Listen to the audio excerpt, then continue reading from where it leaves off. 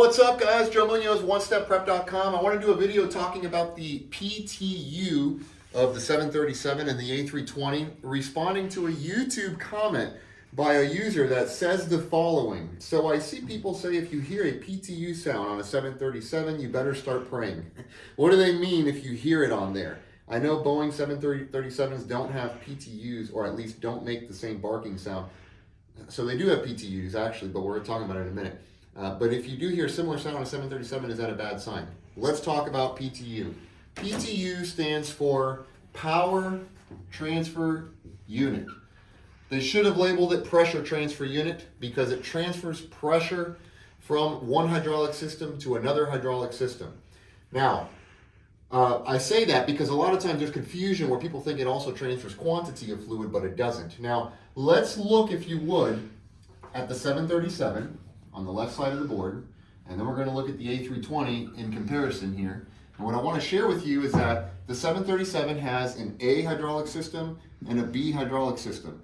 The 320, it also has a standby, which is not really going to be in much discussion today, but there's three systems. The 320 has the green system, the yellow system, and the blue system. The blue is effectively the standby, the A is the green, and the B system is basically the yellow. So it's very similar. It's three systems. They all operate at 3,000 PSI. This is why I say airplanes are more similar than they are different. This is just one small example of that. But let's look at some other examples here that relate to the PTU and address this user's comment. The PTU on the 737 will activate under one condition, and that is when the B system engine-driven pump output pressure is low. Let me say that again and draw it here pictorially so that you have an understanding of what this means. This is engine number 1. This is engine number 2 on the 737 NG. Engine number 1 has an engine-driven hydraulic pump. Engine number 2 has an engine-driven hydraulic pump. They also, by the way, have transfer buses. So from the electrical system standpoint, we'll say this is transfer bus 1 and transfer bus 2.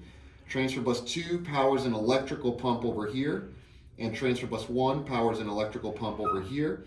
These two pumps are the A system, these two pumps are the B system, and what you can hopefully see now clearly is that the A system is powered by two pumps, one engine driven from the number 1 engine, and one electric from the opposite transfer bus.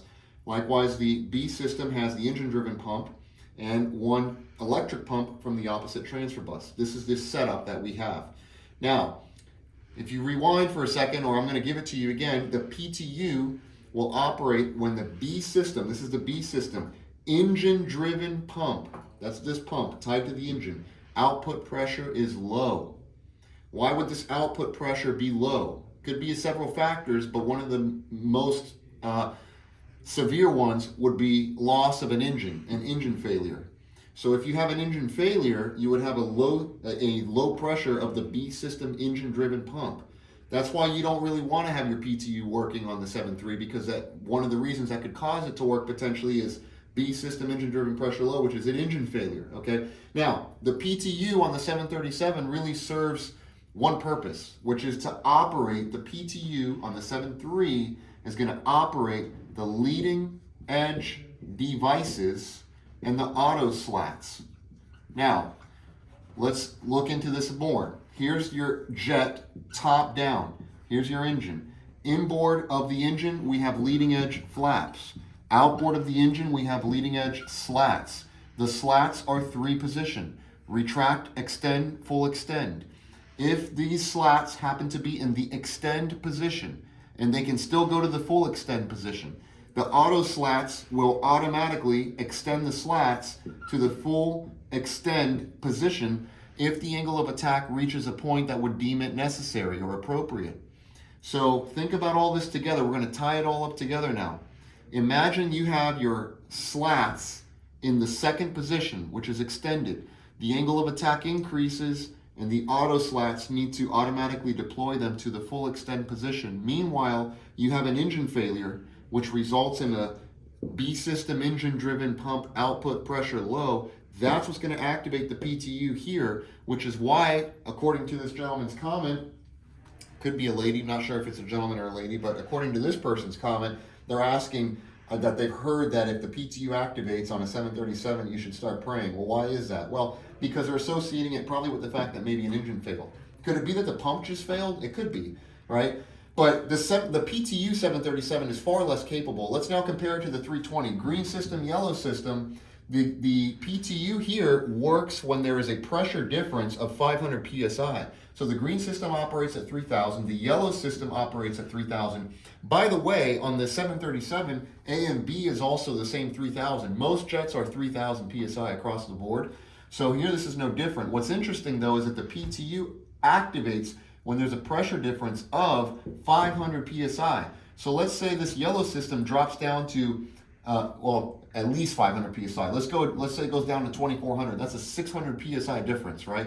So now your power transfer unit or pressure transfer unit is going to activate, and the green system will apply pressure to the yellow system. And the beauty of this setup is the PTU will be able to operate everything on the yellow system.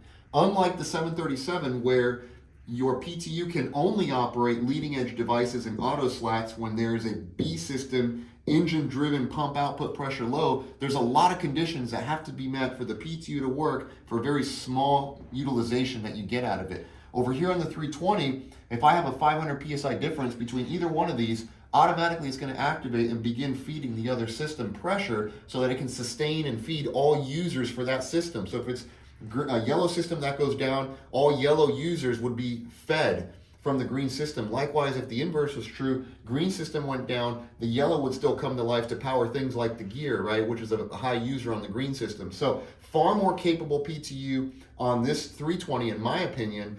And to answer the user's question, why would you not want to hear it over here? Well, you probably will never hear it over here, but you really wouldn't want to hear it if you could hear it at all, because that could suggest there was an engine failure. It could just be a pump failure, but likely the reason you're hearing it is because they were assuming it would be something like an engine failure. So hopefully this makes sense. By the way, this is a relatively short video to explain somewhat simple but could be complex concepts, and we do it actually a lot more in detail and more drawn out in our online videos at onestepprep.com. So you guys know where to find us. It's the number one, onestepprep.com. We have videos there for you. By the way, we're also an academy where we can actually issue type ratings on both the 737 and the 320. We can do your ATP, CTP for you. We can issue you an FAA ATP license, and many more courses that we can do here as well for you. So onestepprep.com, onestepprepacademy.com. You guys know where to find us. Juan and Joe, your friends in training program success. Subscribe to the channel if you haven't. Like, comment, share. We'd love to see your comments below.